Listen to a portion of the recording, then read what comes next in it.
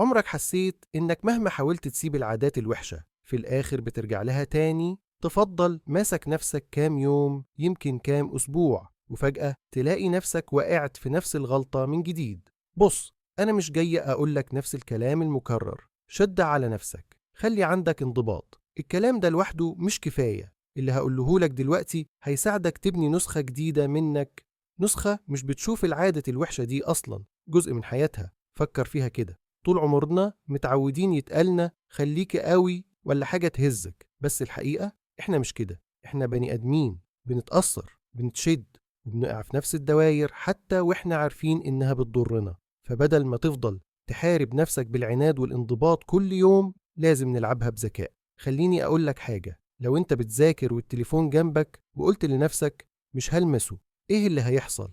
اكيد هتمسكه وتفتح وتلاقي الساعات بتطير منك، وبعدين تكره نفسك وتاني يوم تعيد نفس السيناريو. ليه؟ لأن مخك بيحب التكرار. نفس المكتب، نفس التليفون، نفس العادة. طب والحل؟ غير الجو حواليك. لو انت مثلا ابتديت تدخن عشان أصحابك ولقيت نفسك بعد كده بطلت تشوفهم كتير، ممكن جدا تبطل. واحد صاحبي بطل تدخين نهائي لما سافر بره، مش عشان قوة إرادته لكن عشان بيئته اتغيرت. انت مش محتاج تسافر، بس يمكن محتاج تبعد شوية عن الناس أو الأماكن اللي مربوطة بالعادات دي. عارف إن الكلام ده صعب، بس لو عادة بتدمر حياتك، الاهتمام بنفسك بيبدأ من هنا. وطبعا في حاجة أصعب، الخواطر والرغبات اللي بتيجي فجأة. حتى لو المكان حواليك نضيف من الإغراءات، مخك لسه هيجيب لك أفكار.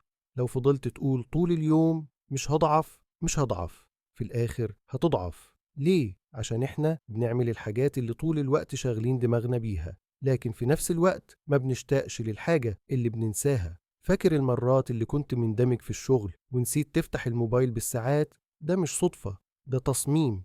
وعشان كده في تمرين غير حياتي. هات ورقة وقلم، اقفل تليفونك، اقعد ساعة كاملة مع نفسك واكتب كل الأسباب اللي بتخليك تقع، كل مرة رجعت فيها، كل حاجة بتشدك. لما تفهمها بعمق كده هتلاقي إنك مش بتركز عليها تاني. دي بتكون آخر ساعة تهدرها وانت بتفكر في العادة دي. وأهم حاجة، متقولش هسيب وخلاص، لازم تستبدل. أنا مثلا لما بطلت أتفرج على نتفليكس بالساعات استبدلتها بالمونتاج. ليه؟ عشان بقى عندي هدف واضح وبقيت حاسس إني بتقدم.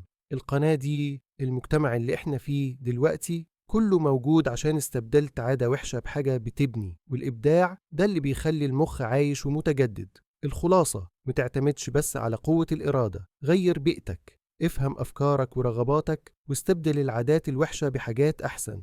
دي الطريقة اللي هتخليك توقف الوقوع للأبد. دلوقتي عايز أسمع منك، إيه عادة وحشة نفسك تبطلها؟ وإيه الحاجة اللي ممكن تستبدلها بيها؟ اكتب في الكومنتات وخلينا نساعد بعض نكبر ونتغير. ولو الفيديو ده ساعدك دوس لايك، اشترك وشاركه مع صاحبك اللي عالق في نفس الدوامة. لأن في الآخر العادات مش هي اللي بتعرفك، انت اللي بتعرف نفسك.